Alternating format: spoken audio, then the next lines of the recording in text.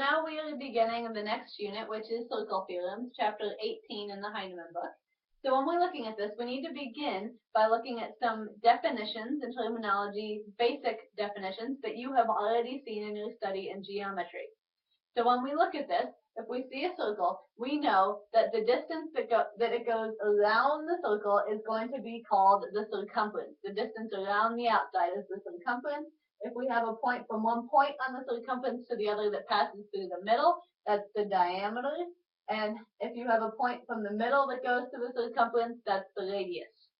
Now, if you look at the next one here, if you have two radii, the distance that they make on the circumference between the two radii there is going to be called an arc. So it actually divides it into two. We have this small arc, which is called a minor arc, and then a major arc, which is the rest of the circumference. So if you also have an instance that you can have a line that goes from one point on the circumference to the other point on the circumference that does not go through the middle. That's going to be called a chord. The line itself is the chord, and what it does, it divides the circle into pieces. So the pieces then are called segments. So we have a minor segment, which is what this is because it's less than half the circle. And then we have a major segment, which is the section above because it's more than half of the circle. So those are going to be things that I'm assuming that you are already familiar with. This lesson 1 is going to go into four different properties of circles. These are going to be important because the exam will also assume that you know these. So if you look on page 326 of the Heinemann book, you can follow along and I'll explain a little bit about each of the properties.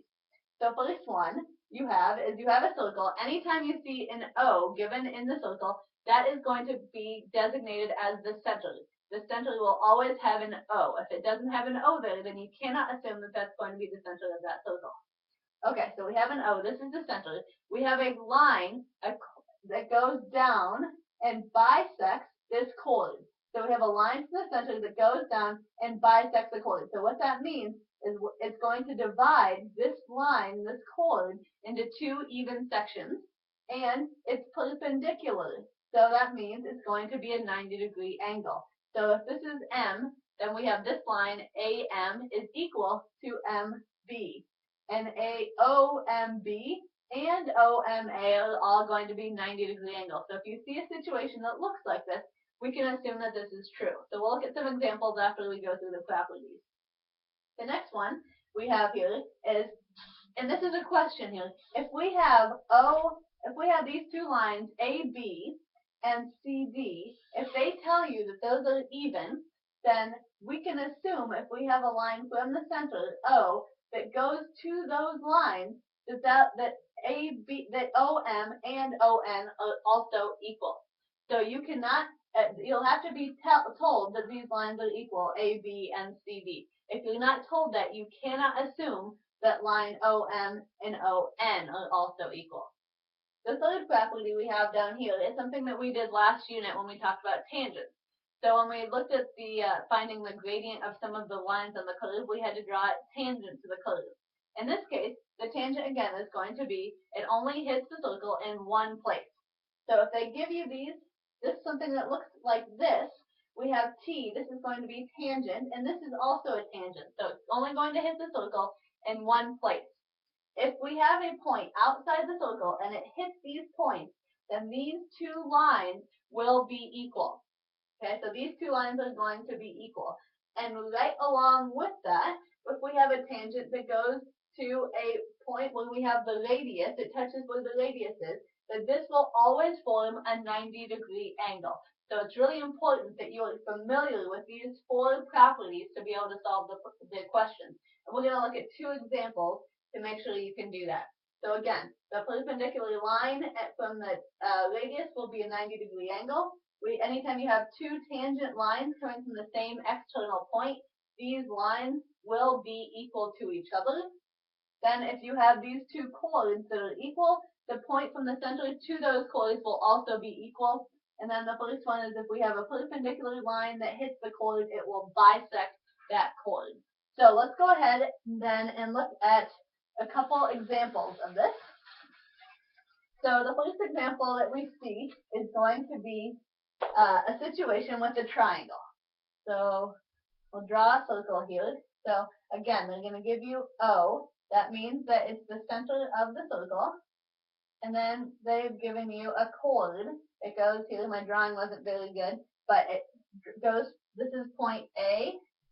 This is point B. We're going to act like this is a triangle here.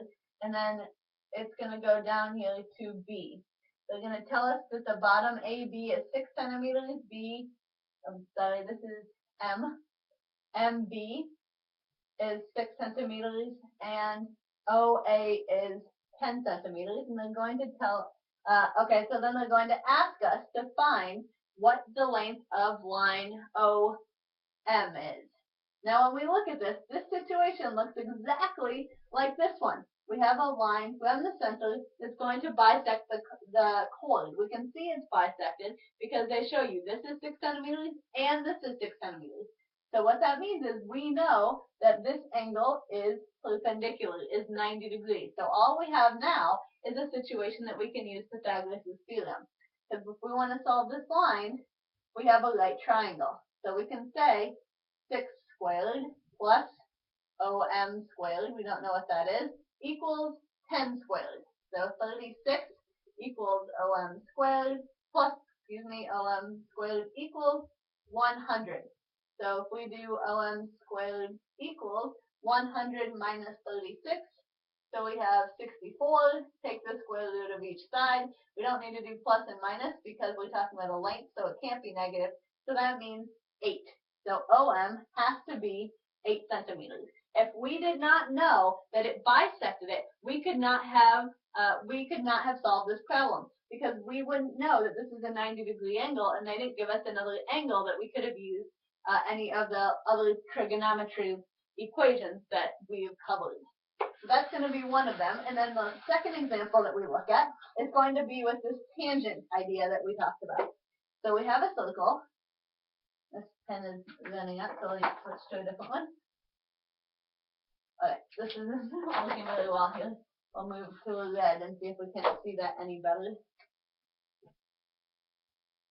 Okay, so we have a circle, and we have a point over here that's going to be tangent to the circle on both sides. So this is going to be point T.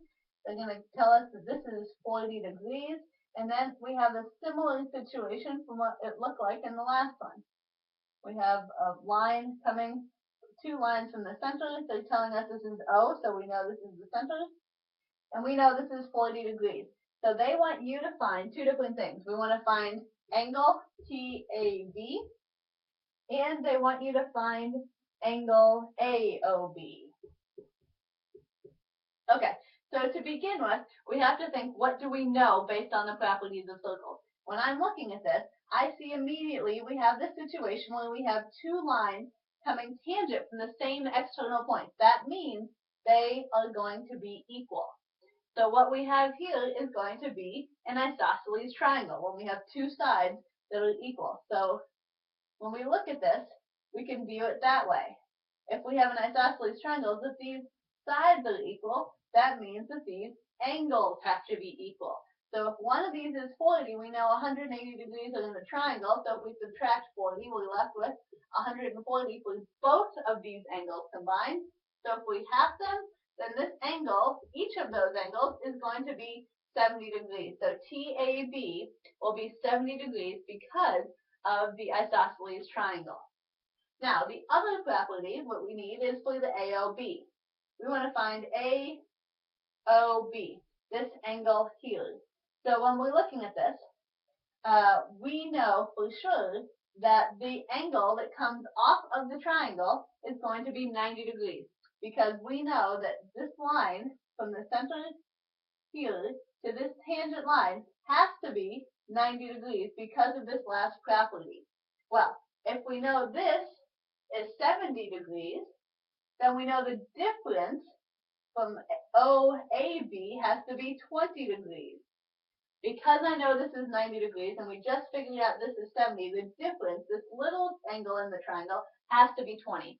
Again, we have 2 radii here, so we know that those are equal. If the sides are equal, the angles are equal. So this is also 20 degrees. So we have a total of 40 degrees. and we need 180 in the triangle. So if we need this angle here, angle plus angle AOB, has to equal 180. So we subtract 40, and we know AOB has to equal 140 degrees. So again, we needed to use a lot of different things that we looked at with these so-called properties. We used the fact that for the tangent lines from an external point where it contacted the line, that the lines are equal and that they form a right angle where they meet the radius. So we needed both of those to be able to solve this problem. So it is again extremely important that you go over those four properties because we will be adding different theorems to these properties. So please go ahead and look over those and ask if you have any questions.